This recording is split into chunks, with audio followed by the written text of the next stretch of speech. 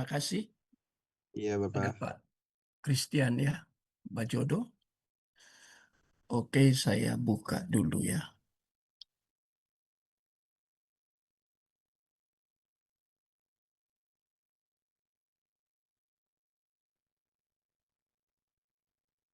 Nah, kita mau lihat bagian ini.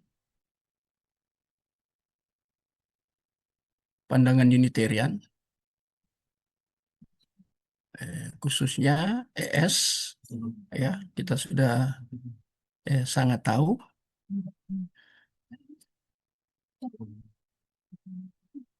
Ya. Kita lihat, ini saya mengutip.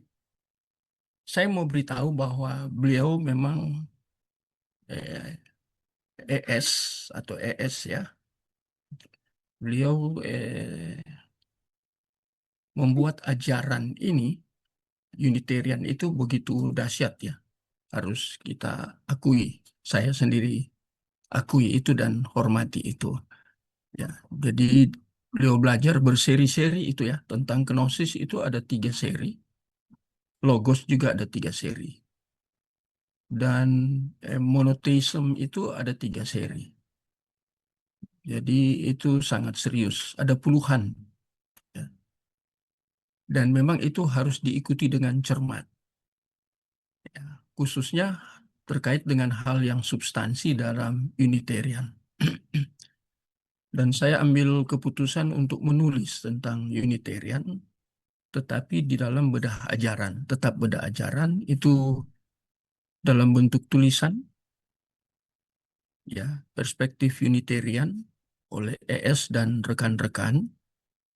Itu akan saya buat jadi satu buku, sekitar 250 sampai 300 halaman. Kemudian bagaimana kita menyanggah itu melalui tulisan. Saya menyanggah melalui tulisan yang sifatnya teologis atau biblical, ya. Dengan interpretasi yang seperti ES katakan penuh tanggung jawab. Dan kembali saya harus katakan bahwa ES menolak perspektif di dalam historical, ya, khususnya dari bapak-bapak gereja ya. Dia menolak. Dan yang dia tolak itu yang berpandangan Trinitarian. Itu ES tidak setuju. Dia memberikan argumentasi bahwa dia tidak menerima itu. Dia hanya menerima eh, firman Tuhan tertulis, grafe itu dia terima. Kalau menurut para bapak gereja di dalam sejarah dia tidak mau terima. Ini menjadi sesuatu dilema karena para bapak gereja juga kan belajar firman Tuhan. Dan mereka benar-benar belajar, mereka benar-benar teolog. Ya, di dalam membangun teologinya mereka tidak sembarangan ya, tidak absurd atau tidak error atau distorsi. Mereka membangun sebegitu dahsyat. Tetapi ES menolak. Ini pendahuluannya ya, menolak Trinitas. Dia hanya mau langsung dari firman Tuhan. Jadi dia tidak mau mengadopsi atau mengutip tulisan-tulisan dari para bapak gereja ya di dalam sejarah. Itu ES sangat anti. Jadi agak lucu ya. Nah, nanti kita akan lihat. Sekarang kita akan membicarakan tentang pandangan ES soal kuadrat ya, kuadrat Allah, divine ya. Jadi berbicara tentang kodrat, divine nature ya. Dia menggunakan juga bahasa Inggris saya lihat ya. Nah, ini awal saya mengungkapkan ini ya. Nah, di dalam pengantar dia katakan jangan gunakan diksi, pemilihan kata yang sangat dibutuhkan, tapi dia katakan jangan. Khususnya yang tidak ada di dalam Alkitab. Jadi dari luar Alkitab diadopsi, dimasukkan dalam Alkitab. Dia tidak setuju. Dan dia katakan seringkali dan selama ini orang menggunakan sehakikat. Nah, ini kembali lagi ya dengan Allah. Ya, kata sehakikat. Yang dia katakan ini banyak jemaat awam tidak mengerti dengan istilah ini. Saya sudah membahas di beberapa, ya dalam pertemuan keberapa itu kata hakikat ya, atau sehakikat. Dia sama sekali menolak ini. Ya, ES gunakan sehakikat. Nah ini ya, dia tegaskan di sini. Tapi akhirnya dia gunakan, karena itu sudah istilah umum. Tetapi bukan berarti, ini masalah besar ya. Bukan berarti sehakikat itu. Christ itu sederajat dengan Elohim Yahweh, ya atau Allah. Nah ini penting ya, sederajat ya. Dan dia katakan sering orang menggunakan kata Yunani ousia, essentia, substansia. Ada istilah-istilah ini ya untuk para akademisi. Contohnya istilah-istilah seperti ini dia katakan memiliki banyak makna. Dan istilah ini sulit, tidak umum ya. Sehingga menimbulkan banyak perdebatan kalau gunakan ini. Apakah seperti itu? Kalau menggunakan istilah kemudian muncul banyak perdebatan karena diambil dari luar grafe. Ya, tertulis toh, firman yang tertulis. Nah, jadi dia anti dengan istilah-istilah ini. Ya, ousia, essensia, substansia, itu hakikat. Yang diadopsi hakikat. Tapi dia berikan penegasan di sini bukan berarti Yesus itu sederajat atau setara, sehakikat dengan dia gunakan istilah Elohim Yahweh ya. Jadi gunakan istilah dalam teks Hebrew Ibrani ya. Jadi lihat ES ini anti dengan yang seperti ini. Dan dikatakan itu banyak memunculkan banyak perdebatan. Apakah memang seperti itu banyak perdebatan? Padahal istilah-istilah seperti ausia, esensia, substansi itu sesuatu yang lumrah dalam dunia akademik terkait dengan teologi. Orang tidak kaget lagi yang para pembelajar. Tentunya kaum awam tidak sampai sedalam ini. Ya. Nah inilah kelemahan sekaligus koreksi terhadap para hamba Tuhan yang yang mungkin tidak pernah atau mungkin sangat minim dalam menggunakan istilah-istilah ini. Ya, termasuk hakikat atau kesetaraan. Bahkan ada yang sama sekali tidak menggunakan. Apakah menghindar atau memang tidak tahu karena tidak belajar sampai sedalam ini. Dan itu berakibat kepada pemahaman dari jemaat. Mereka tidak tahu. Istilah-istilah ini asing. Apakah memang tidak boleh gunakan istilah-istilah seperti ini di mimbar-mimbar? Mengapa harus dihindari? Sehingga jemaat tidak mengerti seperti kata ES. Ini juga problem. Ya. Mengapa terjadi seperti ini? Karena lebih banyak isi dari hermeneutik itu atau khotbah itu lebih banyak mengacu kepada hal-hal yang bersifat moral.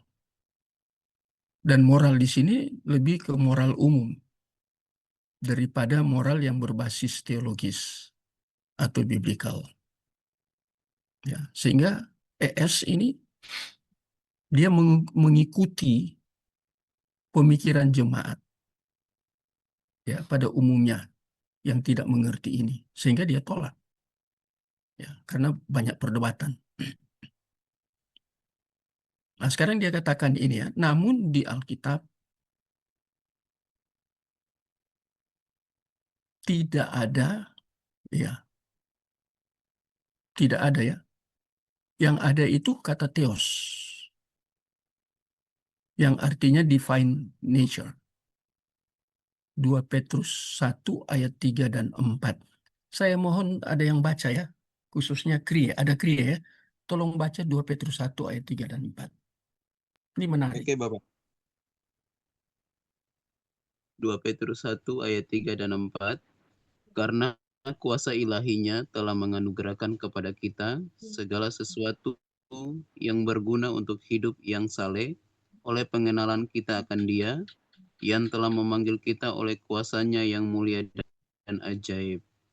Dengan jalan itu, Ia telah menganugerahkan kepada kita janji-janji yang berharga dan yang sangat besar, supaya olehnya kamu boleh mengambil bagian dalam kodrat ilahi dan luput dari hawa nafsu duniawi yang membinasakan dunia.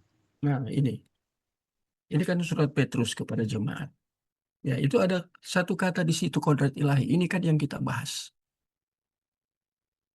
Yang dia bahas ya.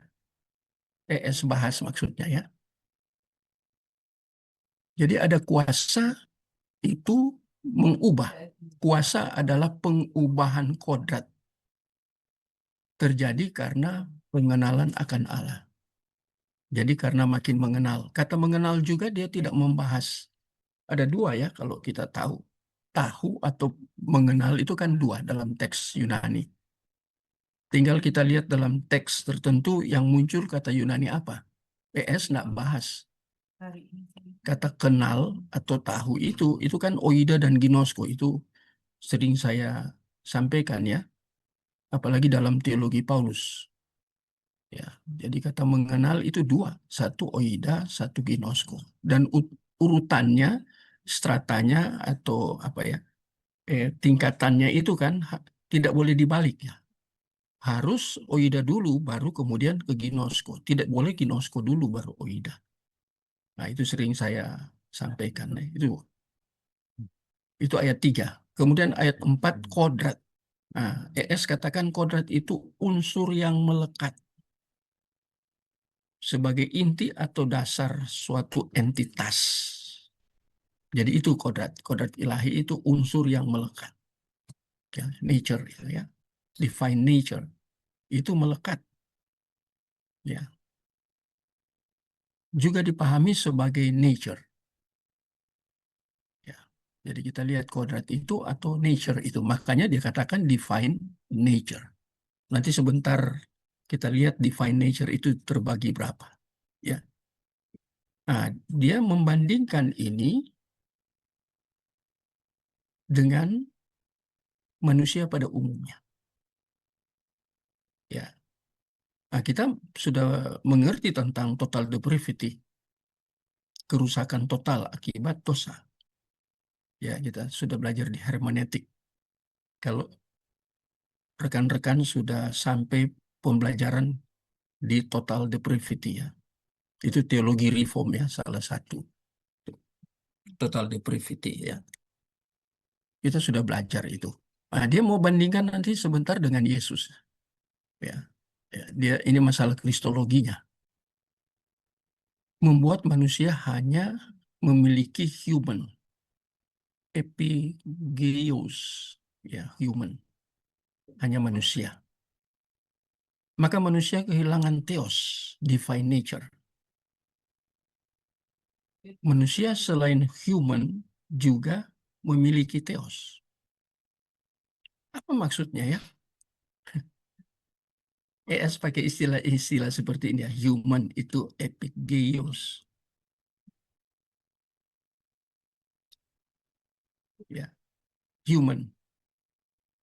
Tapi manusia kehilangan theos. Theos itu kan divine nature dari Allah yang ada di dalam diri manusia itu hilang. Karena dosa. Jadi sudah tidak ada lagi divine nature. Ya. Atau lebih tepat itu sifat Allah sudah tidak ada dalam diri manusia. Karena manusia kan diciptakan serupa dan segambar dengan Allah. Itu Kejadian 1 ayat 26-27. Kata kita juga di situ itu jadi masalah. Nanti kita bahas lain waktu ya. Jadi manusia punya dua, selain dia human, tetapi dia memiliki theos. Ya. Tapi theos di sini itu sifat, attributes dari Allah. Apa sifat Allah? Dia berbicara tentang moral Allah di dalam diri manusia yang ditanam dalam diri manusia. The attributes of God, ya. Jadi sifat-sifat Allah. Kudus, suci, ya, mengasihi, itu kan sifat-sifat Allah, ya. Itu disebut dengan divine nature yang tergolong di dalam moral, masalah moral. Nah ini ya, ini berikutnya kan, kita lihat di sini, keilahian ini hanya dikaitkan dengan moral. Moral itu pikiran, perasaan. Itu di Filipi pasal 2 itu ya, menaruh pikiran dan perasaan. Nah, sehingga jangan dikaitkan dengan divine, keilahian. Ya. Karena sudah hilang, jatuh, rusak. Ya, divine itu keilahian sudah rusak dalam diri manusia. Hati-hati ya dengan konsep ini. Jadi ketika ketika berbicara tentang divine keilahian, berarti itu dibatasi oleh moralitas. Artinya moral Allah ada dalam diri manusia ciptaan. Masih ada. Jangan dikaitkan dengan supranaturalnya. Theos itu kan supranatural. Ya. Jadi kodratnya ini ya, kodratnya itu supranatural. Allah itu supranatural. Allah monoteisme di dalam pemaparan Unitarian yang dikemukakan oleh ES ini ya. Dia tidak katakan Yesus itu supranatural. Nanti kita lihat di bawah ya. Dia tidak setuju dengan itu. Dia hanya katakan Elohim Yahweh itu atau Bapa itu yang supranatural. Di sini kristologinya kita akan lihat gagal dia dalam menginterpretasi grafe atau tulisan firman Tuhan khusus tentang kristologi, interpretasinya absurd. Nah, jadi kita lihat di sini ya, dibatasi moralitas. Supranaturalnya itu tetap milik Allah. Allah itu roh. Nanti ini bermasalah lagi ini kalau dikaitkan dengan logos itu karena dia tidak, ES tidak mengakui bahwa logos itu pribadi yang kedua. Yohanes 1 ayat 1. Itu tafsirannya lain karena menurut ES logos itu bukan pribadi. Logos itu perkataan. Ya, jadi sangat jauh ya, sangat absurd. Ya. Nanti Yesus menjadi supranatural itu kapan? Nah, itu yang kita harus cari. Unitarian, pemahaman Unitarian tentang Yesus itu kemudian memiliki supranatural. Itu kapan? Kata ES ya. Nah, saya teruskan ya. Jika manusia berkodrat ilahi, jangan dikaitkan dengan supranatural Allah. Ya, kodrat ilahi jangan dikaitkan dengan itu sampai 2 kali ya. Yang hanya dapat dimiliki. Nah, tadi saya sudah jelaskan ya, Elohim Yahweh. Jadi semua manusia termasuk Yesus itu tidak memiliki itu. Sangat sangat aneh ya. Ya, karena Yesus kan manusia. Yang kemudian nanti kita lihat sebentar ya, dia kemudian katakan Yesus kemudian itu disebut Tuhan dan Allah juga. Dia juru selamat. Dia bisa menjadi teladan bagi umat pilihan. Ya, dia akan datang sebagai hakim. Dia akan duduk di sebelah kanan Allah, Elohim Yahweh ini. Tapi interpretasinya berbeda sekali dengan yang pada umumnya kita sudah dengar. Khususnya kalau kita belajar serius tentang kristologi. Ya. Jadi kita jangan dijebak. oleh presentasi ES yang terkait dengan Yesus itu Tuhan, Yesus itu Allah, Juru Selamat, dan yang lain-lain yang terkait dengan Yesus. Interpretasinya berbeda. Dia tetap presentasikan itu, tetapi di dalam pemahaman dia, berbasis interpretasinya terhadap bagian-bagian firman Tuhan yang dia kemukakan itu benar-benar tidak berbasis teologis. Kalau saya pinjam apa yang dikatakan oleh Cornelius Van Til, itu presuposisi, bukan presaposisi ya, presuposisi. Beda itu presaposisi dan presuposisi. Ya, itu bukan presuposisi biblical atau teologis, walaupun pakai Bible. Itu presuposisi kata Van Til itu berbasis personal dari diri sendiri. Jadi setiap orang bisa buat presuposisi semau dia. Karena personal, tiap personal bisa bangun presuposisi. Padahal itu kan keliru, tidak bisa seperti itu. Ada standarnya. Nah, ini ES di sini, alpha di sini ya. Dia absurd di sini. Ya, jadi dia bicara kodrat ilahi, divine nature itu tadi. Ya, dari kata theos itu ya. Tapi tafsirannya ketiga terkait dengan Christ, Kristologi, dia begitu melenceng, begitu jauh. Ya, yang hanya dapat dimiliki oleh Elohim Yahweh. Jadi unsur kealahan atau deity tidak penting kalau tidak ada moralitas Allah. Ya, jadi dia bahas dua hal ini ya, unsur kealahan. Apa maksudnya unsur kealahan? Yang sudah hilang tadi dikatakan dalam diri manusia. Nanti kalau kita menggali terus, kita akan lihat bahwa yang dimaksud dengan unsur keilahian ini tentang kemuliaan. Yang minggu kemarin kalau tidak salah, Saudara Kri sudah bacakan itu ya.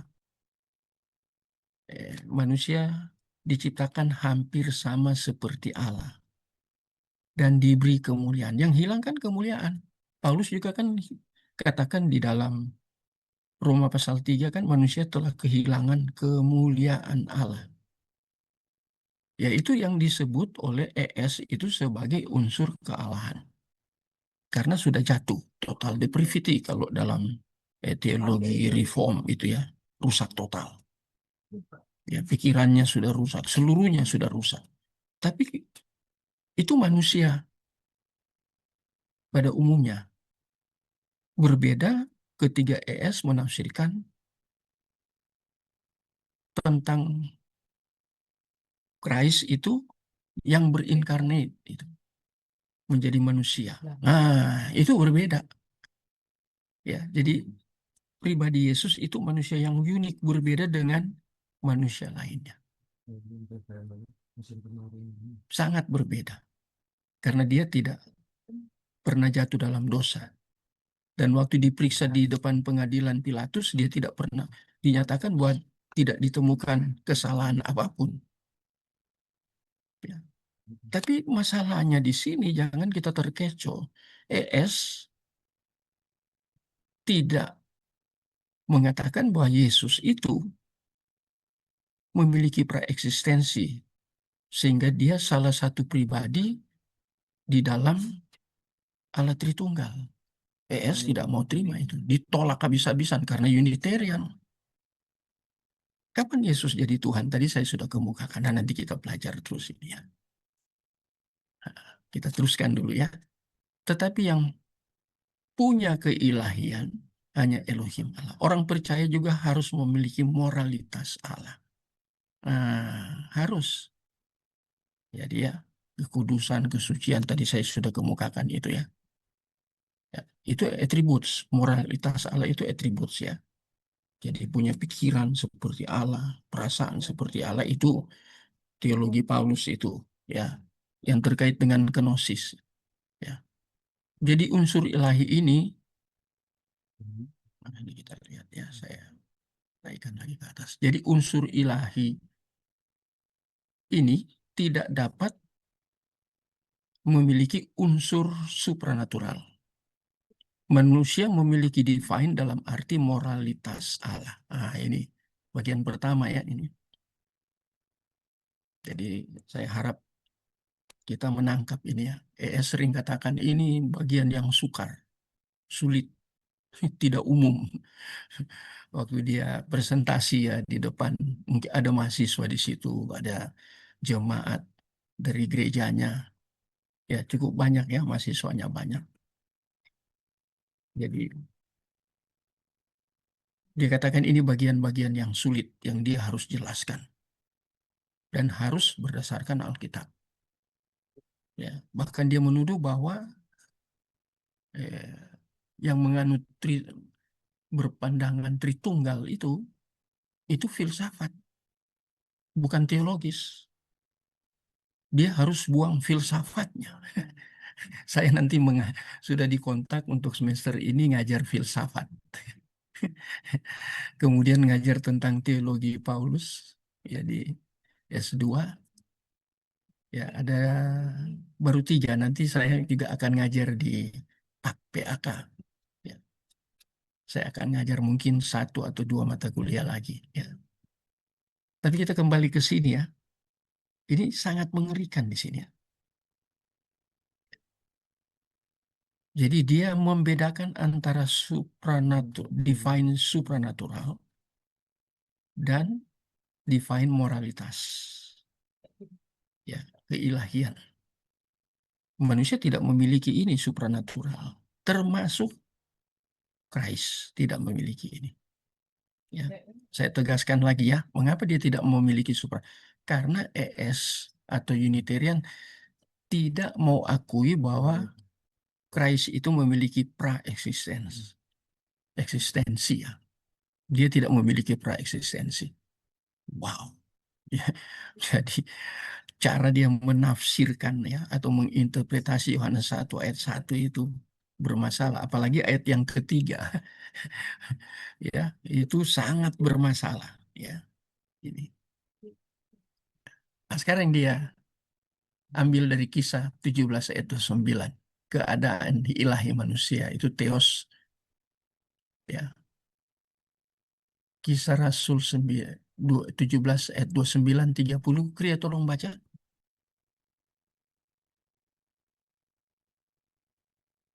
Kisah pasal 17 ayat 29 ayat 30. Kisah pasal Kisah pasal 17 ayat 29 dan 30. Karena kita berasal dari keturunan Allah, kita tidak boleh berpikir bahwa keadaan ilahi sama seperti emas atau perak atau batu, ciptaan, kesenian, dan keahlian manusia. Dengan tidak memandang lagi zaman kebodohan, maka sekarang Allah memberitakan kepada manusia bahwa di mana-mana semua mereka harus bertobat. Oke, terima kasih, Greg. Jadi dia membahas pertama kebodohan, agnoia. Ada 2 kata Yunani ya, agnoia dan 1 idiotes. Ya. Di sini Paulus menggunakan kata agnoia, bodoh, tidak berpendidikan, itu bodoh ya. Nah, maka manusia harus bertobat, metanoia. Itu kata metanoia bertobat itu ada juga kata palingenesia, ada 3 istilah tentang bertobat di dalam bahasa Yunani ya. Saya sudah pernah di retreat saya sampaikan ya, retreat ketika saya diundang jadi pembicara saya sampaikan tentang istilah bertobat secara etimologi ya. Ada 3 kata ya. Jadi harus bertobat sehingga mengenal Allah. Ini penting. Nah, ini manusia pada umumnya ya. Berbeda manusia yang manusia karena tidak percaya inkarnasi ya. Jadi Christ itu disebut manusia, tetapi bukan berarti berinkarnasi. Ya, karena dia tidak percaya kan praeksistensi, Pak. Bagaimana mengaitkan praeksistensi dengan incarnate? Itu pandangannya jauh dari basis teologis, gitu. Ya. Nah, sekarang di sini morfe harus direlasikan dengan 2 Petrus 1 ayat 3. Nah, mari Kiri tolong baca lagi. Kiri tolong baca 2 Petrus 1 ayat 3. 2 Petrus 1 ayat 3, karena kuasa ilahinya telah menganugerahkan kepada kita segala sesuatu yang berguna untuk hidup yang saleh oleh pengenalan kita akan Dia yang telah memanggil kita oleh kuasanya yang mulia dan ajaib. Nah, ini tentang manusia ya, segambar dengan Allah. Ya, itu gambar itu kan, itu teslem ya, itu bahasa Ibraninya ya. Dan itu dikategorikan oleh ES itu sebagai bahasa Yunaninya morphe. Ya, itu gambaran. Tapi gambaran di sini itu menyangkut moral. Kembali lagi ke situ ya, moral, moral Allah. Ada di dalam diri manusia sebelum jatuh. Dan itu digambarkan lagi dengan kemuliaan. Mazmur pasal 8 ya, diberi kemuliaan. Ya. Jadi manusia bisa bersifat ilahi. Tapi sifat ilahi ya, dia tekanan lagi ya. Namun harus dihubungkan atau direlasikan dengan moralitas Allah. Tetap ada, masih melekat. Walaupun sudah rusakan masih bisa baik. Bermoral ya, orang bisa baik. Ya. Orang bisa mengasihi, bisa, masih ada. Di dalam kerusakan masih ada. Tapi bukan berbasis teologis lagi. Ya. Kecuali ini melalui apa? Metanoia. Bertobat. Pertobatan. Manusia memiliki divine nature. Walaupun manusia telah jatuh ke dalam dosa. Manusia tidak memiliki kemuliaan Allah. Ini benar. Tadi saya sudah katakan ya, Roma pasal 3, kehilangan kemuliaan, doksa itu ya, kata Yunani kemuliaan. Tetapi tidak mau kehilangan gambar Allah. Gambar itu kan moralitas yang dimaksud. Dari kata teslem itu ya. Ya, ada demut lagi ya, rupa itu ya. Dan nanti dibahas, kita bahas satu-satu ya, perlahan ya. Gambar Allah dipugar atau kembali ke rancangan Allah semula. Ini karena pertobatan ya. Manusia harus dipenuhi dengan logos. Logos di sini jangan bilang praeksistensi. Ya, yang dikaitkan dengan Christ tidak, logos di sini ini firman, firman Tuhan.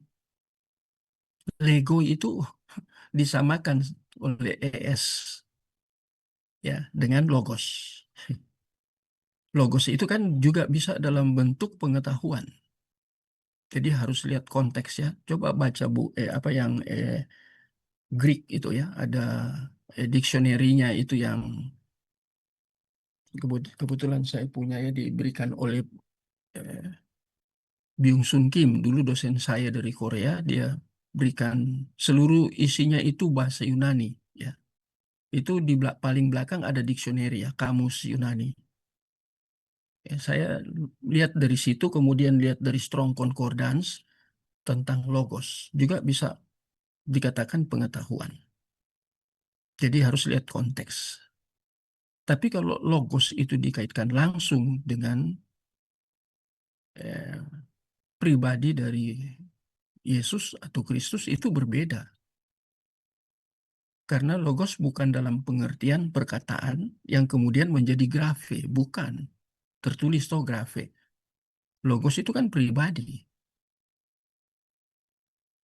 ES tidak memahami itu, membuang itu. Ya, kalau dikatakan firman tertulis, oke. Ya, firman. Padahal firman itu kan lego. Bisa logos pengetahuan karena belajar, Ya, logos itu bisa pengetahuan, ya, knowledge ya. Baru berkodrat ilahi. Jadi manusia ini perlu logos, baru bisa berkodrat ilahi. Nah, untuk itu Yesus menjadi teladan dulu. Jadi ini sisi manusia, dia tidak pernah akui bahwa dia punya praeksistensi. Ya. Tapi setelah lulus melalui perjuangannya di mana? Mulai di taman, sejak sebenarnya kalau kita belajar perjuangan itu sejak dia berinkarnasi. Ya, itu yang kebenaran itu seperti itu. Bayangkan Allah kemudian menjadi manusia. Wah, itu pengorbanan besar itu ya, merendahkan diri, itu status kerendahan. ES tidak melihat itu status kerendahan, ya, karena dia tidak percaya kepada praeksistensi. Itu muternya di situ. ES selalu putarnya di situ. Ya, dia bisa menjadi teladan karena dia lulus. Ya, dia berjuang. ES katakan dia berjuang di Taman Getsemani untuk melakukan apa yang dia kehendaki sebagai manusia dan apa yang Elohim kehendaki. Dan dia lulus karena dia menundukkan diri kepada apa yang dikehendaki oleh Elohim Yahweh. Padahal itu kan di dalam status kerendahan, di kerendahan pribadi Yesus, dan itu di dalam konteks ketika Yesus sedang akan memikul, sehingga ada pergumulan atau ada perjuangan. Dia menggunakan istilah perjuangan itu di Taman Getsemani. ES katakan kalau dia itu divine, bersifat ilahi, Allah, dia tidak mungkin akan bergumul. Ya memang itu hal yang lumrah. Allah kok bergumul? Jadi itu kan status kerendahan. Nah, ES tidak menginterpretasi sampai ke arah sana. Jadi dia katakan Yesus itu menjadi Tuhan dan menjadi Allah itu nanti setelah dia menyelesaikan tugas dari Bapa Elohim Yahweh. Baru dia kemudian menjadi Tuhan dan menjadi Allah. Sebelumnya tidak. Dia harus berjuang dulu. Pergumulan sampai di atas kayu salib. Ya, baru dia ditinggikan. Itu yang Filipi pasal 2 itu sangat ditinggikan. Karena dia sudah melalui satu perjuangan. Padahal itu waktu dia berinkarnasi kan, itu dia mewakili manusia yang sudah dulos hamartia, menjadi hamba dosa. Itu kan dia ambil posisi itu kan status kerendahan. Tapi ES tidak berbicara itu. ES tidak menafsirkan ke situ, berbeda. Ya, ES dalam memberikan tafsirannya sangat berbeda. Ya, lihat ini ya. Dia anak manusia, ya. Dia bukan penjelmaan logos. Nah, ini menarik ya. Ada kata penjelmaan. Penjelmaan itu inkarnasi. Mengapa ada kata penjelmaan logos? Karena itu tadi, dia tidak pernah menerima logos itu punya praeksistensi, tidak pernah menerima. Ya. Ayat 3 dalam Yohanes 1 itu kan sebagai pencipta. Berarti kan setara dengan Bapa mencipta. Secara setara dengan Holy Spirit juga mencipta. Tritunggal. Dia tolak gitu. Ya, dia kan tidak percaya Tritunggal. Dulu percaya, sekarang sudah tidak. Sudah Unitarian. Jadi dia pakai ini. Dia bukan penjelmaan logos. Maksudnya dia siapa di sini? Ya itu Christ itu.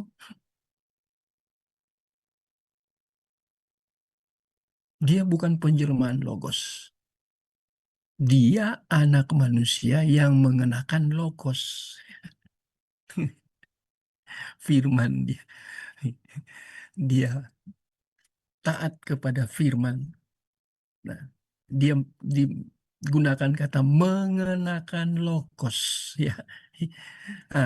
Karena dia menggunakan logos, maka hingga kepenuhan Allah. Akhirnya dia menjadi Tuhan dan menjadi Allah. Kepenuhan Allah kan full, penuh, ya, sempurna. Ya, tapi kalau kita ikuti tentang Christ itu, dia lebih rendah. ES mengakui kemudian, tapi dengan konsep yang berbeda, kan ada Unitarian, ya, bukan Trinitarian. Konsepnya berbeda, ya. Kapan dia mengalami kepenuhan? Setelah dia taat seutuhnya, ya, terhadap apa yang dikatakan Allah, firman itu. Nah, ini ya, Yesus sudah mencapai ini. Apa yang dia capai? Kepenuhan Allah. Yesus sudah mencapai kepenuhan Allah sehingga mencapai kemuliaan Allah, doksa. Apakah Yesus tidak memiliki kemuliaan? Ini kan jadi pertanyaan. Jadi banyak pertanyaan di sini, ya.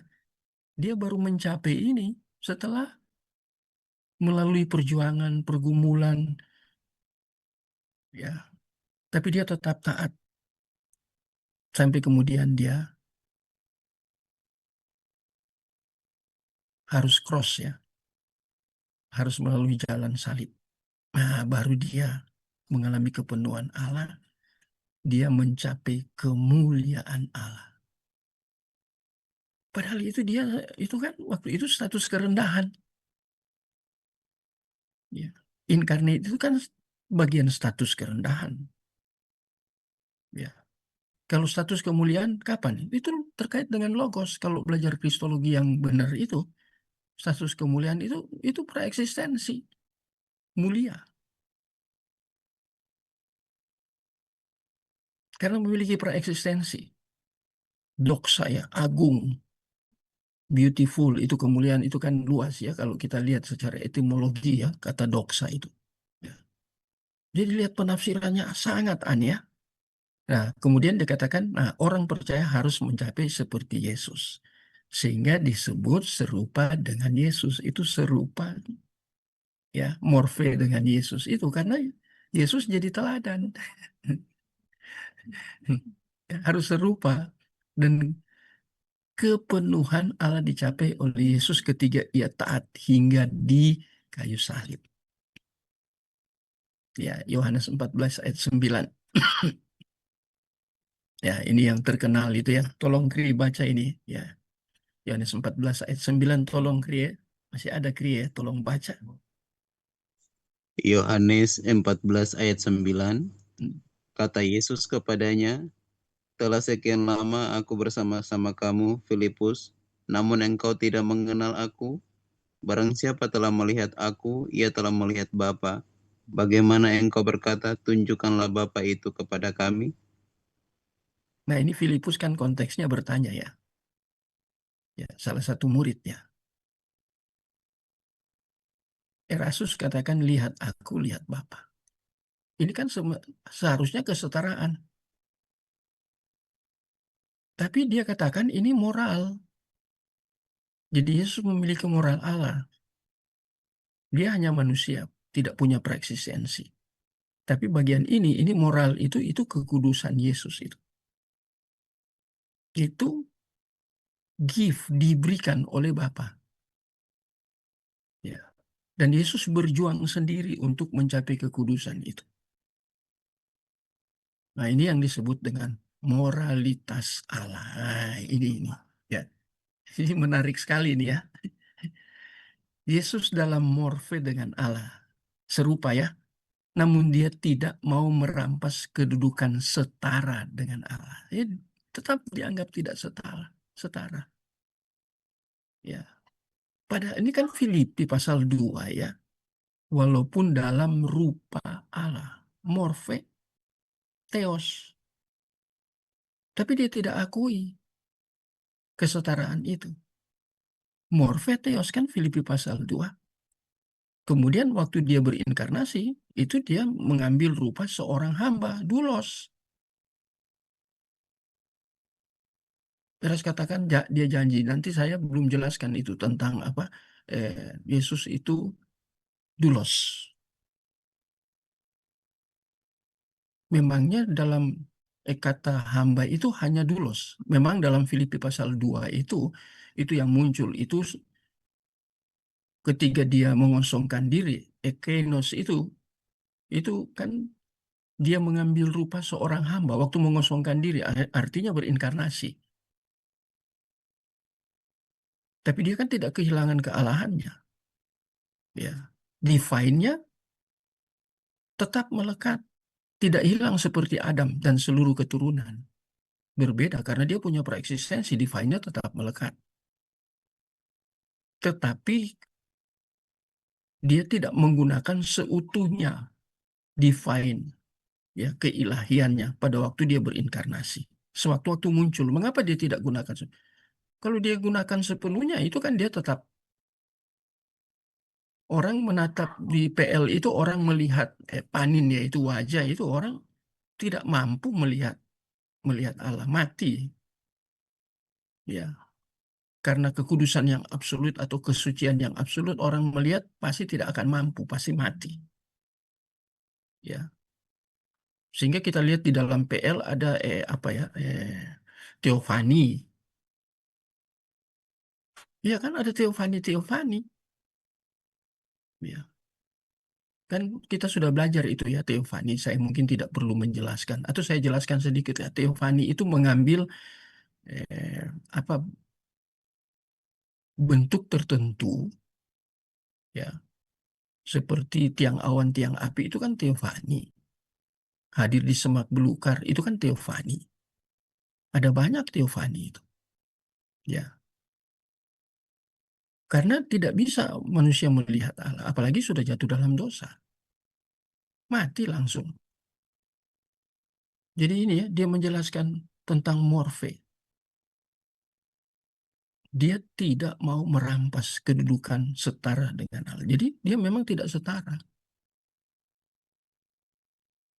Kesetaraan itu menurut ES itu independen.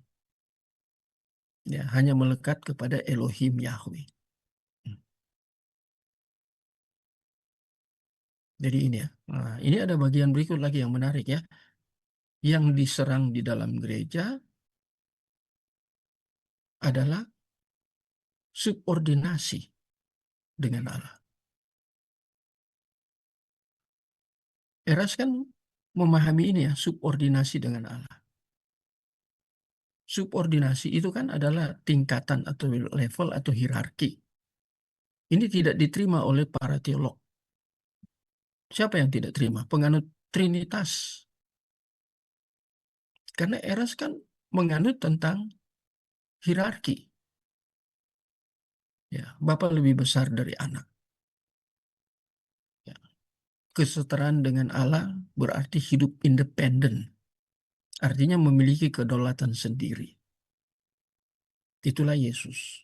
Tetapi tidak melepaskan diri dari Bapa. Dia menerima kedaulatan itu karena dari Bapa, bukan dari diri sendiri. Karena dia tidak punya preeksistensi. Karena untuk menuntaskan tugas dari Bapa. Nah ini, dia independen untuk tuntaskan tugas dari Bapa. Kesetaraan dengan Allah tidak mungkin karena Allah itu roh. Yesus mengosongkan diri artinya menundukkan diri terhadap kehendak Bapa, bukan setara dengan Bapa. Jadi kenosisnya kan bermasalah, benar-benar bermasalah ya. Jadi tidak mau diakui itu terus itu diungkapkan. Apalagi kalau kita belajar khusus tentang pemahaman ES tentang logos ya. Itu ada 3 seri, saya sudah cek itu 3 seri ya. Itu menarik lagi ini ya. Ini kata ES. Nah, sekarang saya mau masuk ke pembahasan lebih dalam untuk counternya. Nah, ini counter. Nah, ada permasalahan diksi, dijelaskan di atas ya. Penggunaan istilah yang terjadi dalam sejarah teologi. Nah, tadi saya sudah kemukakan ya, para teolog, khususnya para bapak gereja dalam sejarah ya, ditolak ES. Mengapa dia tolak? Karena tidak ada di dalam Alkitab. Tadi istilah-istilah ya, tadi ausia, substansia, ya, esensia, dia menolak semua ya itu. Jika dianalisis dengan sama, nah ini counter kita ya, bahasa di dalam Alkitab itu bahasa aslinya kan, kalau PL itu Ibrani ada Aramaik, ya. Jika PB ada Yunani ada Aramaik. Kita bicara bahasa itu ya sebagai sarana Allah berelasi dengan umat di dalam sejarah sedemikian dinamis. Karena Allah juga dinamis. Nah, dalam berelasi dengan Allah itu apa ya? Antropomorfisme. Sudah belajar itu?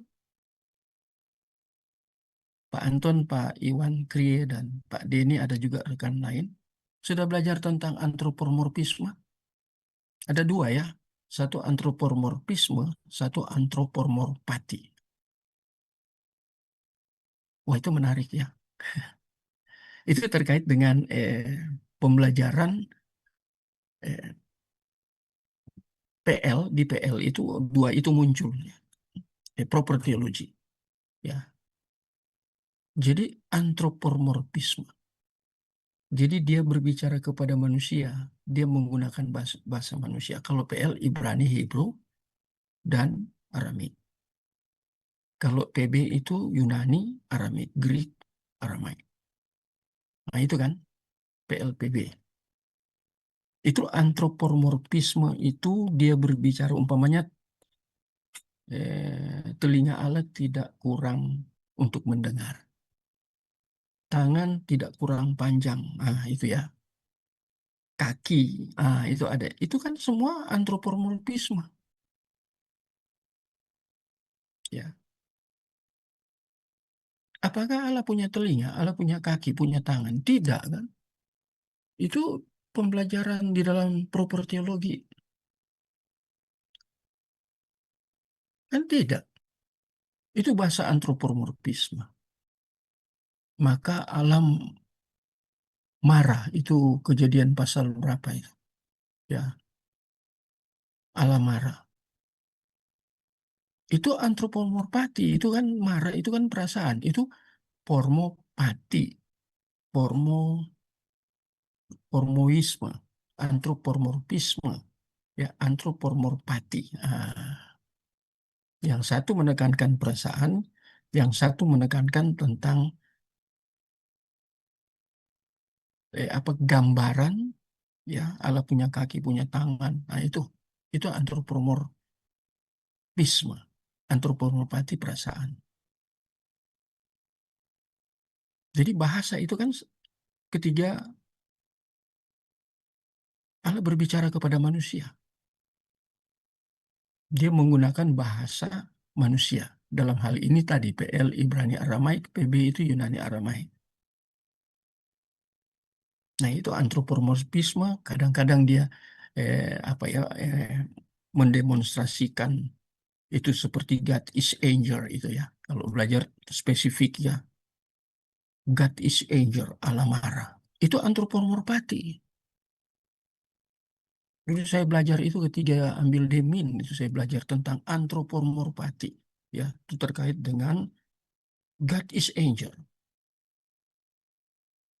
Ya, ada Allah yang apa metafisis itu roh itu kemudian dia punya sifat atribut yaitu marah di dalam kekudusan atau kesucian. Nah itu Matt Castillo mengajar saya itu ya dari Amerika dari apa itu ya Fuller Theology. Dia doktor, dia datang ngajar waktu saya kuliah di S3 ya di Demin itu ya di STI. Jadi ini menjelaskan tentang ya kedinamisan khususnya dalam dunia bahasa. Ya, para teolog meminjam beberapa istilah untuk menjelaskan hal-hal esensial di dalam Alkitab. Namun Eras kan anti itu ya, menggunakan hal-hal yang tidak ada di dalam Alkitab. Tadi ousia, esensial, substansial, dan ada banyak yang dia sebut itu. Ya, Eras ya. Itu contohnya 3. Eras katakan jangan ambil karena itu di luar.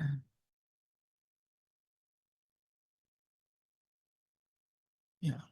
Eras juga saya lihat dia protes tentang, dia katakan coba cari kata Tritunggal di dalam Alkitab. Tritunggal kan itu bahasa Indonesia. Tapi ternyata trios itu kan ada. Ada juga di dalam Alkitab. Trias, Trias ya, bukan Trios, Trias. Ya ini bukunya ini ya, Allah Trinitas ini, Robert Letham. Ada kata Trias itu, beliau bahas ini tentang Trinitas itu. 3 itu ada. Ada 3 yang memberikan kesaksian itu ya. 1 Yohanes pasal 5 itu ya, ya di sorga. Kemudian di ayat berikutnya di bumi. Ya, jadi dibedakan di sorga dan di bumi. Ya, 1 Yohanes 5.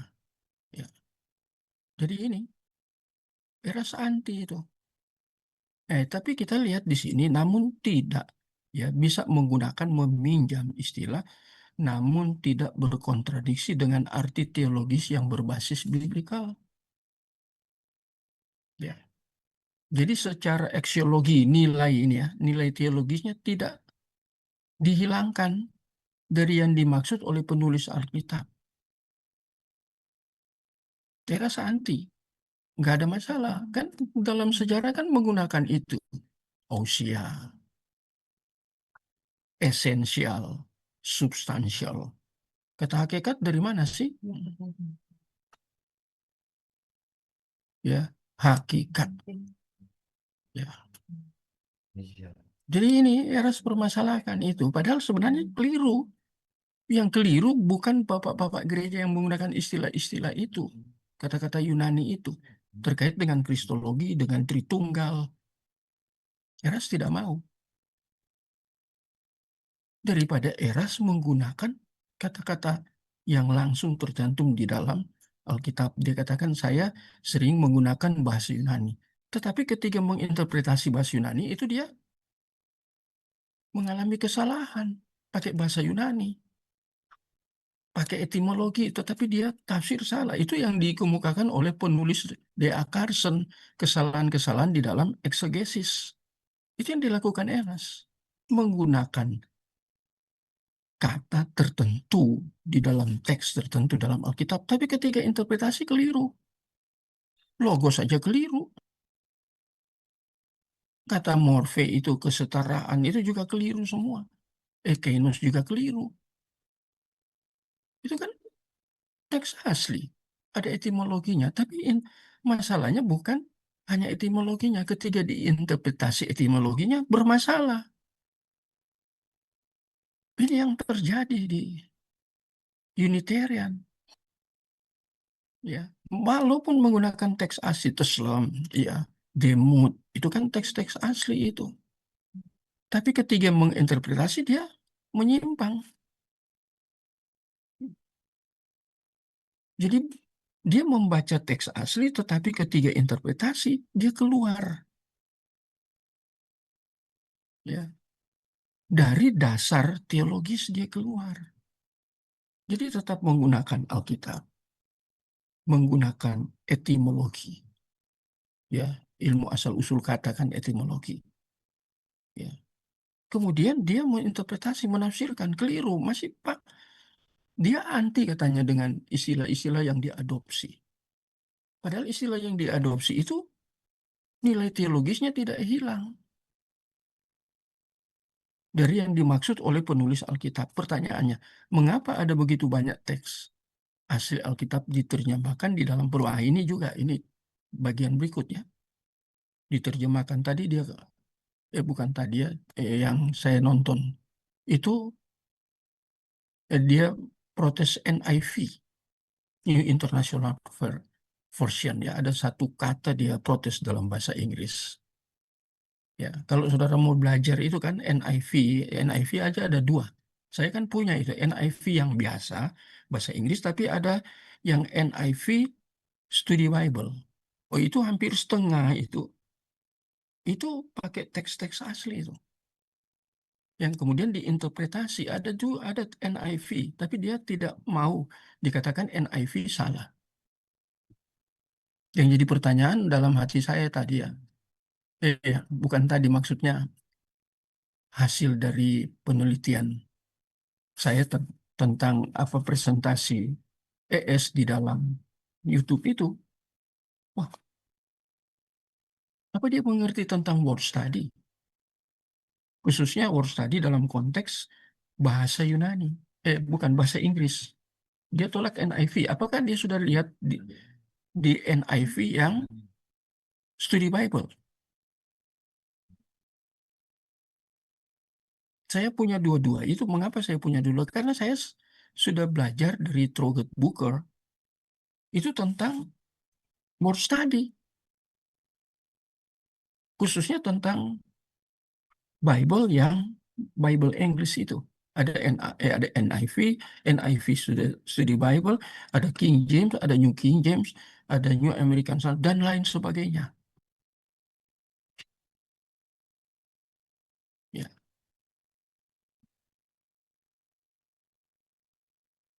Jadi kita lihat di sini ya, terjemahan. Diterjemahkan di dalam pelbagai bahasa itu diizinkan Allah. Namun harus penuh dengan kehati-hatian. Sehingga artinya atau nilai teologisnya tidak mengalami heresi, sesat. Eras atau ES tetap menggunakan Alkitab. Bahkan dia lihatkan teks NIV yang dia katakan salah itu. Ada kata yang dia katakan salah di dalam NIV. Tapi dia mengalami heresi. Dia tolak yang salah terjemahan, tapi interpretasinya dia keliru, kan lucu. Orang menggunakan istilah dari luar, tadi saya sudah katakan ya, contohnya istilah-istilah itu. Dia tidak mau karena itu tidak dalam Alkitab. Tapi yang justru yang ada di dalam Alkitab, khususnya bahasa asli, ketika diinterpretasi dia mengalami heresi. Mengerikan sekali. Ya, jika ekstrim dengan presentasinya, mengapa Alkitab harus diterjemahkan di dalam berbagai bahasa? Agar dipahami secara konteks. Bahasa di mana umat pilihan berada sesuai konteks budaya. Ya, konteks maksudnya konteks kebudayaan ya. Ya, bahasa. Bukankah kala penulisan, ini contoh aja PB, Roh Kudus memakai Alexander the Great itu, ya, Alexander Agung itu.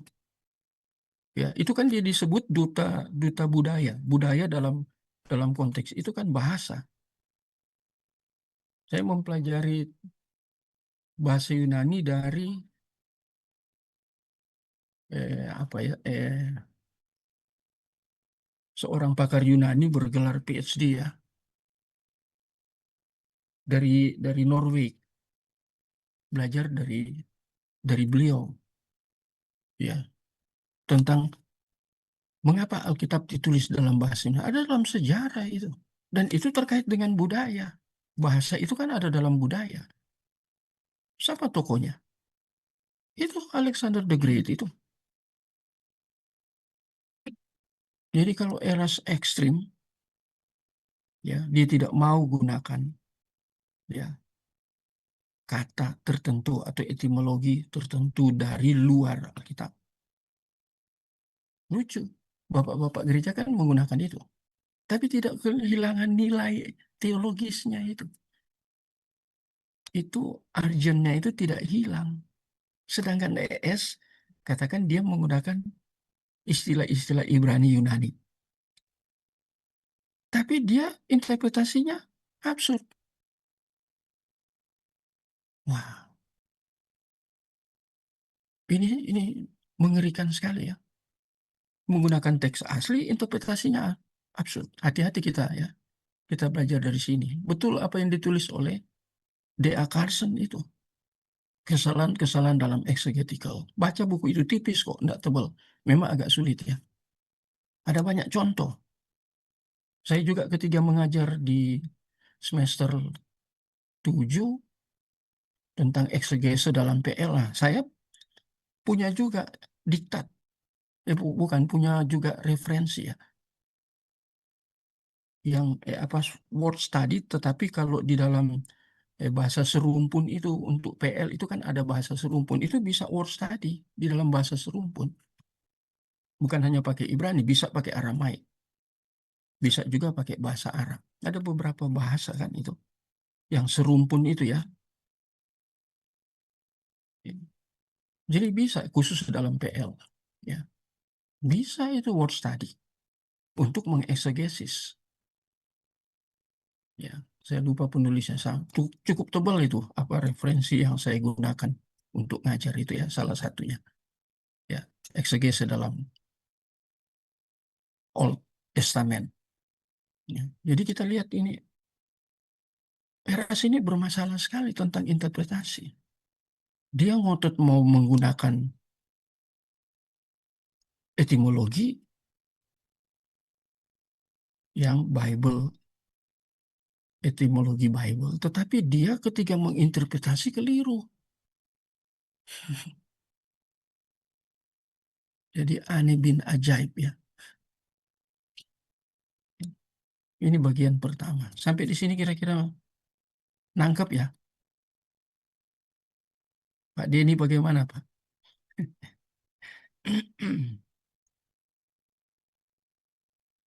Pak Iwan, Krie,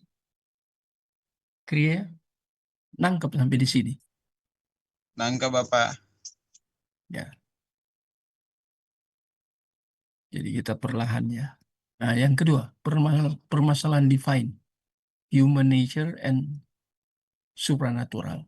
Ya, itu kembali lagi ya. Filipi 2 ayat 6-7. Kata morphe dan ekonesen. M-type mengosongkan itu ya, kenosis teologi. Dari pribadi yang kedua dalam Tritunggal. Itu digunakan dalam teologi Paulus ya, khusus surat Filipi. Ya, ES di dalam presentasinya membagi kata setara dalam dua bagian. Nah, ini. Tadi saya sudah berikan gambaran ya, saya pertegas lagi di sini ya. Jadi konsep kesetaraan itu dalam dua bagian. A, moralitas, pikiran, dan perasaan. Nanti kemudian dia sewaktu-waktu menambahkan dengan kekudusan atau kesucian. Ya, nah itu. Nah, kemudian bagian B itu supranatural Allah. Ini yang tadi disebut independen. Artinya hanya dimiliki oleh Elohim Yahweh atau Bapa. Yesus tidak berada dalam posisi B, supranatural. Wah, ini dia mau katakan Yesus itu Tuhan, Yesus itu Allah, tapi kok dia merendahkan seperti ini ya. Supranatural Allah ini ya.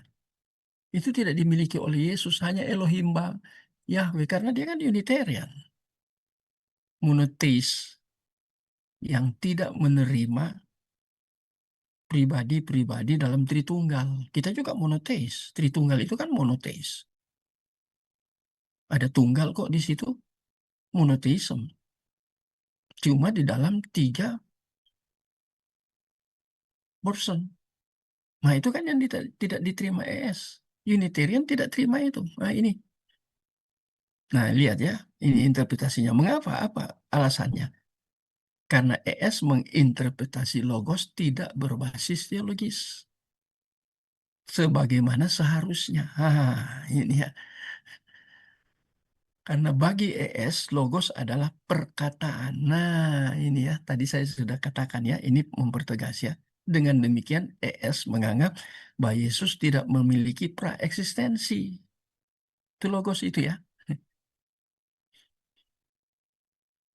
Nah, di dalam YouTube dibahas, ya, ES dibahas dalam 3 sesi secara bersambung. Tadi saya sudah katakan, itulah sebabnya ES menolak bahwa Yesus setara dengan Bapa. Ini karena masalahnya di sini, inti masalahnya di sini.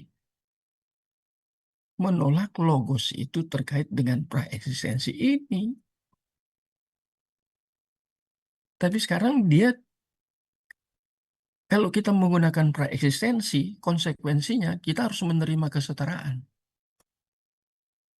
Karena tidak ada satu manusia pun yang memiliki praeksistensi. Yang kedua, ES ketika bicara tentang kesetaraan, dia tidak melihat itu kata morfe itu yang pertama dalam rupa Allah. Morfe di situ ya. Yang kedua dalam rupa doulos, hamba. Nah, jadi satu status ketinggian atau status kemuliaan di dalam konsep kristologi itu kan setara itu atau menggunakan Yesus itu memiliki morfe theos, itu kan status praeksistensi ketinggian. Tapi waktu dia mengambil ayat ayat 6, ayat ke-7 itu di dalam Filipi 2 itu morfe, tetapi itu dikaitkan dengan doulos. Itu kan status kerendahan hamba. Doulos. Tapi bukan doulos hamartia. Itu keturunan Adam pertama semua doulos hamartia. Tapi di dalam pribadi Yesus kan tidak pernah mengalami doulos hamartia. Dia hanya berinkarnasi dari logos praeksistensi. Ya, kemudian ambil rupa hamba. ES tidak bahas itu. Ada dua di situ, ayat 6 dan ayat 7. ES sama sekali tidak mengutip itu. Ya, dia janji dia akan menjelaskan mengapa hamba. Ya, di YouTube berikutnya. Mengapa Christ itu mengambil rupa morfe doulos. Nanti dia akan bahas itu. Dia belum bahas sampai situ, tapi saya sudah belajar sampai situ. Ya, bahaya sekali ini ES tafsirannya. Ya. Pertanyaan Arjan bagi S. Mengapa dalam hal ini kan? Sekarang kita komplain kan ini, counter ini. Paham ES ya. Tentang logos dia bermasalah ya. Kemudian tentang kesetaraan itu morfe, ekenosen itu dia sangat bermasalah dalam interpretasi. Nah sekarang pertanyaan Arjan bagi S. Mengapa Matius pasal 28 itu muncul 3 nama pribadi?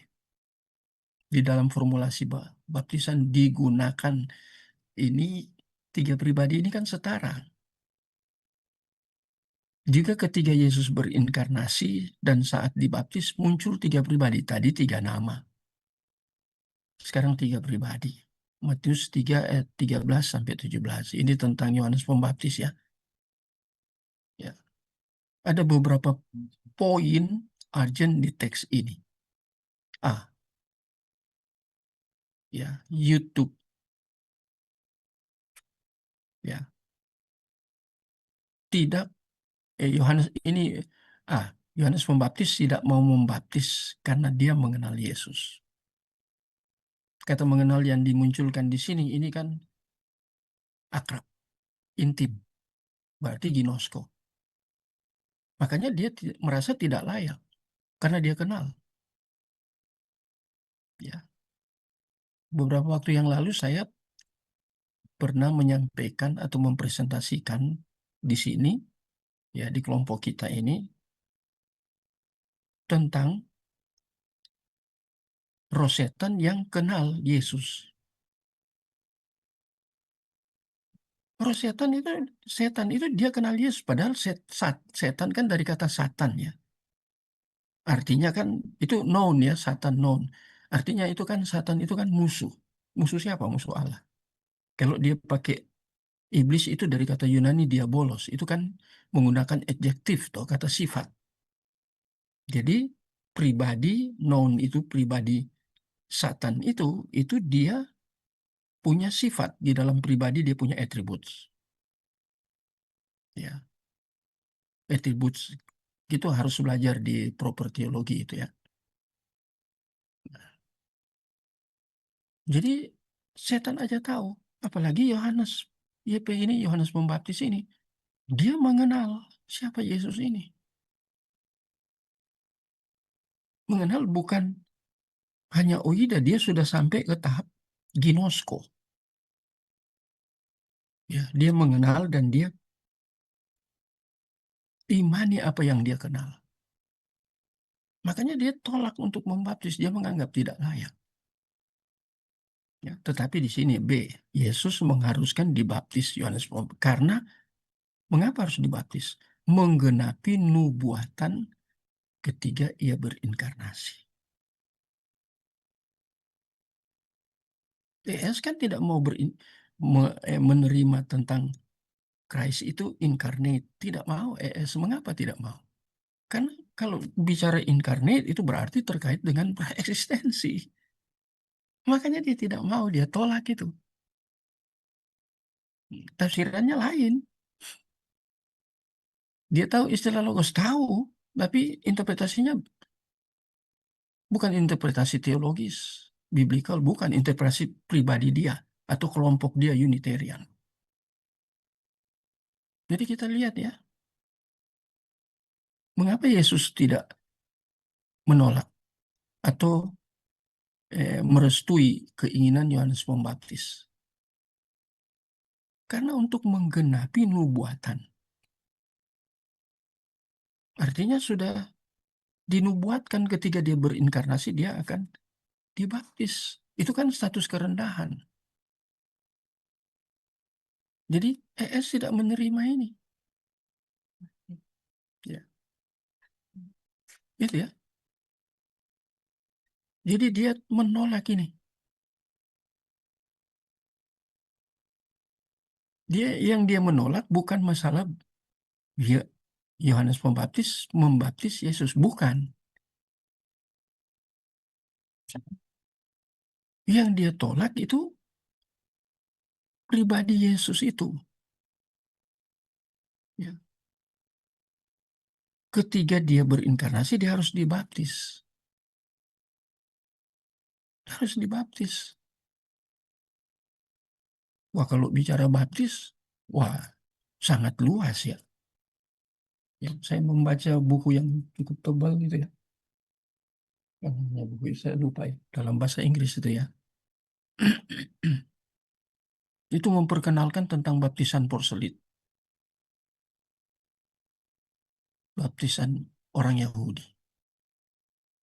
Apakah ada lagi baptisan karena bertobat ya atau percaya harus dibaptis dalam 3 nama toh? Nah, itu Matius 28 ayat 19 kan? Ada 3 pribadi di situ ya, 3 nama. Dari Tritunggal muncul di situ.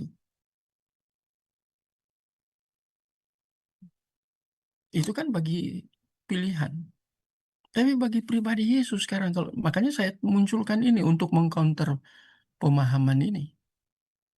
TS ini. Tentang human nature dan supranatural ini. Yang ketiga, saat terjadi baptisan, muncul 3 pribadi. Roh Allah seperti burung merpati. Di sini tentang Roh Allah ini kan itu ditujukan kepada Roh Kudus. Di sini ES absurd di dalam interpretasinya. Karena ES interpretasi bahwa Roh Kudus adalah Allah Bapa, Roh Allah. Roh Allah Bapa yang ketika Yesus naik, Roh Allah Bapa turun.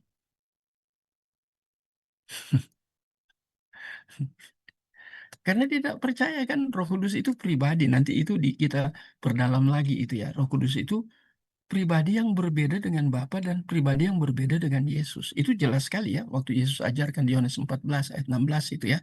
Ada 3 kan muncul di situ. Saya pernah katakan 3 itu ya. Saya mau sampaikan lagi. Di situ Yesus ketika berinkarnasi ya. Dan sebelum dia naik ke sorga, dia minta kepada Bapa. Ah, ini hubungan antara anak dan Bapa. Minta apa? Parakletos. Tetapi yang muncul di situ itu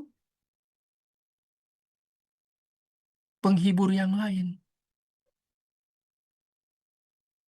Itu menarik. 3 itu muncul. Tetapi Yesus katakan seorang penghibur yang lain. Kata yang lain. Mengapa? Karena Yesus juga Parakletos. Roh Kudus Parakletos. Tapi berbeda pribadinya. Itu sudah jelas kok. Tapi ES tafsirannya ini lain. Jadi ini kan Tritunggal.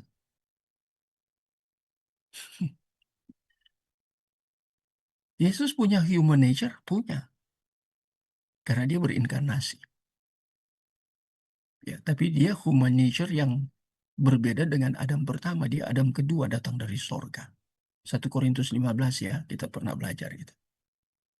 Yesus punya supranatural seperti Elohim. Yahweh punya, karena dia punya preeksistensi yang ditolak oleh ES. Dia punya.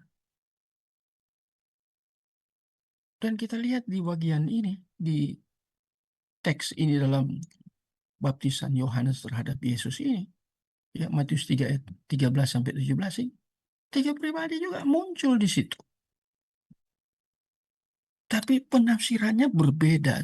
Dia ES sudah bermasalah tentang kristologinya. Ini ES juga bermasalah tentang pneumatologi sekaligus. Waduh, mengerikan ya. Ya. Di sini ES absurd di dalam interpretasi. Nah, ini ya. Tetapi mengapa di dalam teks ini justru sangat jelas dibedakan? Ya. Beda kan, ada Bapa, ada pribadi Yesus yang dibaptis, ada Roh Allah di situ. Mengapa ES tolak? Ada 3 pribadi yang muncul di situ. Saya tuliskan bandingkan dengan 1 Yohanes 5 ayat 7 dan 8. Sudah tahu ya, ada perbandingan ya. Ada perbandingan yang di sorga dan di bumi, di 3 kesaksian ya di sorga itu. Bapa, Anak, dan Roh Kudus. Kriya tolong baca sekali lagi ya. Kadang kita harus mengulang ya. 1 Yohanes 5 ayat 7 dan 8. Tolong 1 Kriya. Yohanes 5. Ya, Baik, Pak. silakan. Ayat 7. Dan Sebab 8. ada 3 yang memberi kesaksian di dalam surga, Bapa, Firman, dan Roh Kudus, dan ketiganya adalah satu. Stop di Dan situ. ada 3 yang memberi Oke. kesaksian di bumi. Enggak apa-apa, tambah Kri. Ayat Baik, 8. Pak. Ayat 8. Dan ada 3 yang memberi kesaksian di bumi, roh dan air dan darah, dan ketiganya adalah satu. Hmm. Beda ya. Pertama yang dibedakan bumi dan sorga. Tapi yang kita mau tekankan itu ayat yang ke-7 ya. Di sorga. Itu 3. Logos kan ini firman. Kemudian Parakletos di sini. Kemudian ada Bapa di sini. Iya kan 3. Nah, dikatakan di sini ketiganya adalah satu. Artinya 3 pribadi, tetapi monoteis satu. Nah, ini perbandingan aja dengan 3 pribadi yang muncul ini ya. Nah, ya ini. Ya. Sampai diperbandingkan dengan ini perbandingan sorga dan bumi. Di sorga itu tempat kekal, ada 3 pribadi. Jelas. 3 pribadi itu juga ketika Yesus dibaptis hadir. Dia datang, Bapa datang berbicara. Inilah anak yang kukasih. Kemudian di situ ada Roh Allah dalam bentuk burung merpati. Itu kan simbolik. Ya, ada pribadi Yesus dalam status kerendahannya berinkarnasi. Adam kedua. Ekeinos, langsung sekaligus ya ini. Ekeinos, ada 3 pribadi itu.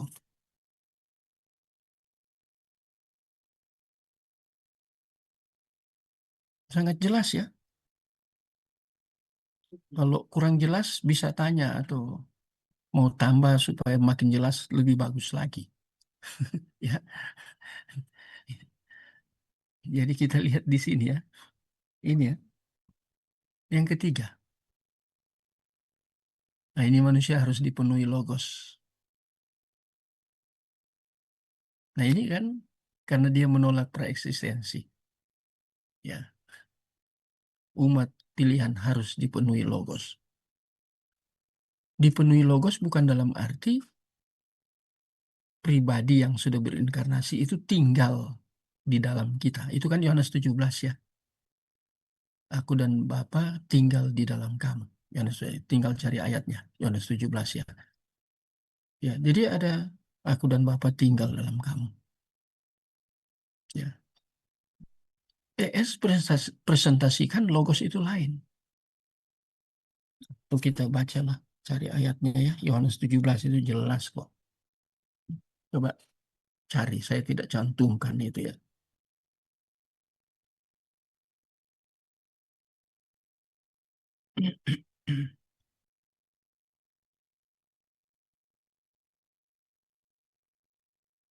Nah, ini di dalam. Oh, ini ya. Ayat 20. Supaya mereka menjadi satu. Ini umat ya, menjadi satu. Sama seperti engkau ya Bapa di dalam aku dan aku di dalam engkau. Ya. Jadi Bapa di dalam aku di dalam Bapa. Ini konsep kesetaraan. Ini konsep kesetaraan. Bukan penafsirannya tidak boleh Yesus masuk dalam Bapa, Bapa masuk dalam Yesus. Yesus lagi bicara tentang konsep kesetaraan.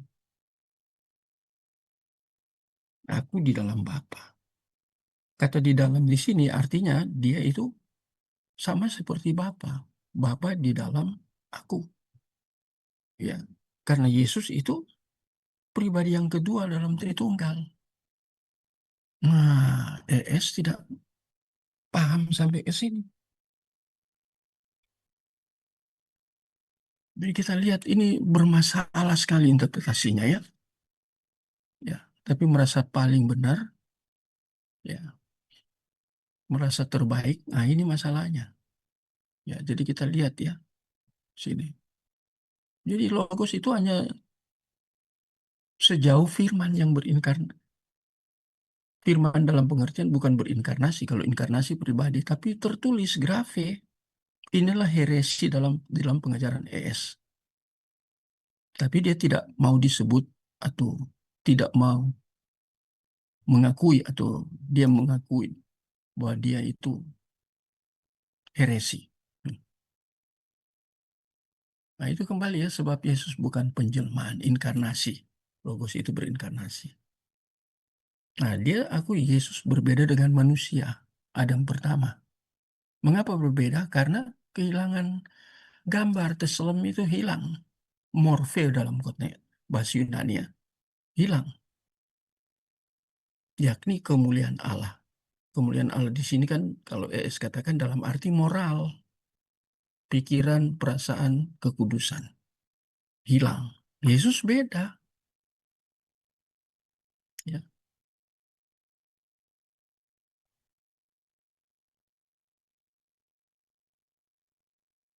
Perbedaan dengan Yesus adalah karena dia dipenuhi, dikuasai oleh logos dalam arti moral Allah. Jadi Yesus bukan Allah. Sebab Yesus memenuhi standar Elohim Yahweh sebagai manusia. Nah ini ya, ada dalam tanda kurungnya, ingat ES tidak percaya inkarnasi logos. Karena logos adalah perkataan Allah. Itu tafsiran ya, jadi logos tafsirannya ES perkataan. Buktinya ia tidak bersalah saat di pengadilan Pilatus. Ia taat hingga disalib. Inilah moral Allah dalam Yesus. Ini artinya Yesus telah mencapai kepenuhan karena ketaatannya. Kepenuhan Allah karena taat. Maka dia diangkat Elohim Yahweh. Ah, ini sebagai Tuhan dan Yah Allah. Juga sebagai juru selamat tadi saya sudah katakan ya menjadi teladan untuk umat pilihan karena dia Bapa. umat pilihan oleh karena Bapa, bukan oleh karena dirinya sendiri sebagai pribadi yang kedua dalam Tritunggal. Nah, karena Bapa. Ya, di sini selalu katakan Yesus itu dia menjadi Tuhan dan Allah karena ketaatan, kesetiaan, ya, konsistensi Yesus, ya. Apalagi dia menggunakan ayat-ayat ya, tapi interpretasinya keliru. Yesus katakan, aku datang, makananku ialah melakukan kehendak Dia yang mengutus aku. Yesus kan hanya utusan. Dia tidak boleh berkata-kata dari dirinya sendiri. Itu kan semua dalam status kerendahan. Ya, apa yang aku lakukan itu sesuai kehendak Bapa. Itu semua status kerendahan. Tidak berbicara tentang di dalam konteks itu status kemuliaan atau praeksistensi. Kemuliaan yang independen. Ya, kalau kita menggunakan istilah ya. Yesus punya kemuliaan independen juga karena dia pribadi yang kedua dalam Tritunggal. Tapi dia setara dengan Bapa, dengan Roh Kudus. AS tidak mau terima ini. Ya, perspektif ES sangat menyesatkan karena menolak Yesus sebagai Logos yang adalah pribadi yang kedua di dalam Tritunggal. Ya, ES menganggap Yesus bukan pribadi.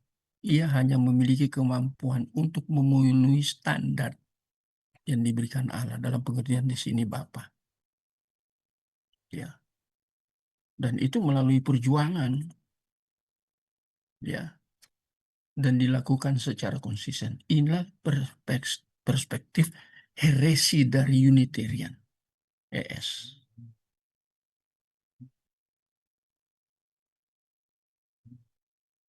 Nah, ini menarik. Bagian keempat. ES mengimani subordinasi. Ya, subordinasi artinya kepangkatan atau strata. Ya, lebih tinggi dan lebih rendah. Ya. Nah, kita lihat di sini ya. Malam ini kita sorry. Nah, kita akan lihat ini bagian ini ya. Jadi sudah keempat, sorry. ES ini subordinasi ya. Yesus dan Bapa menurut ES memang memiliki subordinasi. Artinya memiliki strata. Dia tidak setara strata. Ya. Bapa lebih tinggi, lebih besar dari Yesus. Karena strata. Walaupun kemudian dia di ES mengakui, Unitarian mengakui Yesus itu jadi Tuhan dan Allah, Juru Selamat dan lain sebagainya. Dia datang sebagai hakim. Ya, dia sebagai Allah bisa menyembuhkan orang buta, mengusir setan. Ya, ES itu karena Bapa, bukan karena pribadi Yesus. Kata ES dalam interpretasi, bukan karena pribadi Yesus itu sendiri punya apa, walaupun dia berinkarnasi, dia mengosongkan diri, tapi bukan keilahannya kosong, hilang. ES kan tidak percaya tentang praeksistensi. Jadi kalau dia buat mujizat, dia mengusir setan, ya itu bukan berarti Yesus itu setara dengan Bapa. Itu dia memiliki kemampuan, memiliki kuasa, bukan karena datang dari dirinya sendiri, tapi karena Bapa yang beri kemampuan. Aduh, mengerikan. Ya. Jadi di sini kita lihat ya, Bapa lebih tinggi. Artinya ES sedang menyingkirkan kesetaraan antara Yesus dan Bapa. Nah, kembali lagi di sini, ES di satu sisi mengakui Tuhan, ketuhanan Yesus dan kealahannya, tetapi menurut ES tidak setara dengan Bapa. Subordinasi. Ini kesalahan yang fatal dari ES di dalam kristologinya. sekaligus dalam Tritunggal. Ini semua ya, ini karena apa? Interpretasinya terhadap logos, kenosis, morphe alas. Ini ES melakukan blunder. Ya, ini berkali-kali ya. Walaupun dia akui Tuhan, tapi kapan dia jadi Tuhan dan Allah itu kapan? Kapan dia punya kuasa? Dia punya kuasa karena apa? Bukan kapan ya. Kalau Tuhan dan Allah itu kapan? Kalau dia memiliki kuasa itu bukan dari dirinya sendiri, tetapi dari Bapa yang menyuplai itu, memberi kemampuan kepada Yesus. Bayangkan ya, interpretasi terhadap hal-hal tersebut dalam perspektif yang justru berkontradiktif ya secara biblikal. Walaupun ia mengatakan bahwa ia menggunakan beberapa istilah Ibrani dan Yunani, tetapi interpretasinya absurd secara teologis. Mengerikan sekali ya. Jika Yesus Tuhan dan memiliki kealahannya, dia tetap lebih rendah dari Bapa. Nah, ini subordinasi kan? Bukannya ajaran ini ada juga di dalam ajaran agama tertentu, yaitu tentang subordinasi di antara dewa-dewa yang dipercaya tokoh dan penganutnya. Ya kan ada kan dewa itu kan punya strata ya. Ini dewa ini lebih tinggi dari dewa ini kan ada itu ya. Ya, agama apa? Hindu kan itu. Ya. Sehingga pemahaman Unitarian di dalam proper teologi yang tokohnya es benar-benar secara teologis bertentangan dengan Alkitab. ES sedang menggunakan Alkitab, tetapi ketika melakukan interpretasi, beliau menggunakan presuposisi pribadinya, bukan presuposisi Alkitab. Sangat mengerikan ya. Jadi kita lihat subordinasi ini tekanannya itu ada perbedaan strata. Khususnya dia membahas perbedaan strata di dalam dua pribadi, Bapa dan Anak. Nanti kita lihat, kita belajar tentang perspektif ES tentang Parakletos, Holy Spirit. Itu pembelajaran secara khusus. Ya. Jadi lihat di sini ya, di bagian ini ya, dia sangat mengimani subordinasi. Jadi Yesus lebih rendah dari Bapa. Walaupun dia akui Yesus itu Tuhan dan Allah. Jangan terpancing dengan itu, terjebak di situ. Oh ya, PS akui itu, Unitarian akui. Tapi ini pengakuan itu di dalam pengertian tertentu, interpretasi tertentu. Ya. Dan salah satu yang dia tekankan subordinasi ini. Kepangkatan atau strata. Kok bisa ya Allah di dalam Alkitab punya strata? Alkitab tidak ajarkan itu. Interpretasinya yang keliru tentang hal itu. Dan interpretasi itu dilakukan oleh ES ini. Ini sangat mengerikan ya. Sangat mengerikan. Oke, saya sudahi sampai sini ya. Jadi kalau sudah ya, saya tidak mau bertele-tele kemana-mana ya. Tapi lihat kadang-kadang berulang-ulang saya tekankan ya. Itu karena itu hal yang penting kalau diulangi beberapa kali ya.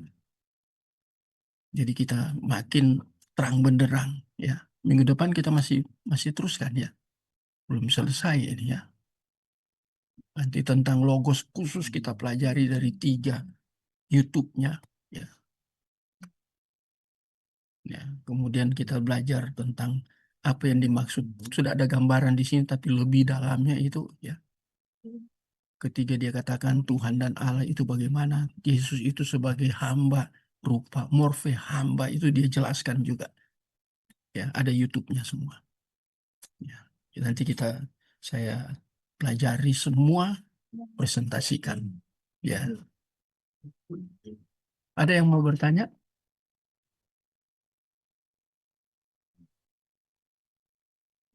Bapak, Gimana Pak Den?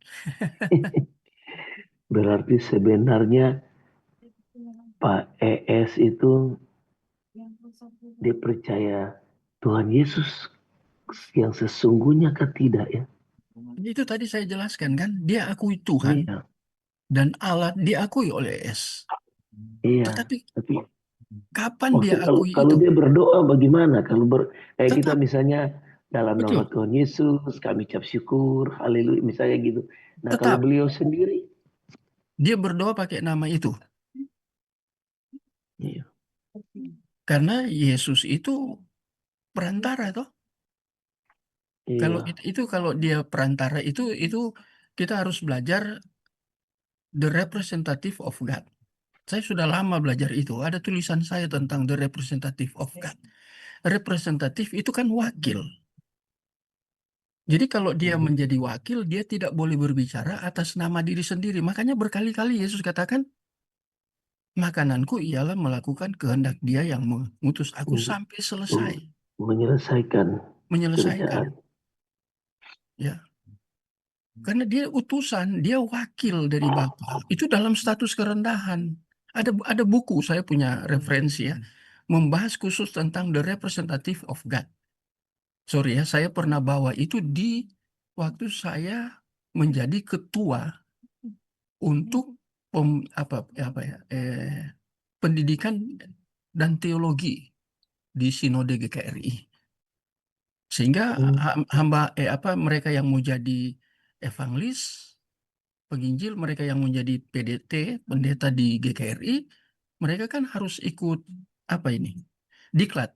Diklat itu ujian. di apa di puncak. Hanya dua pembicara di diklat.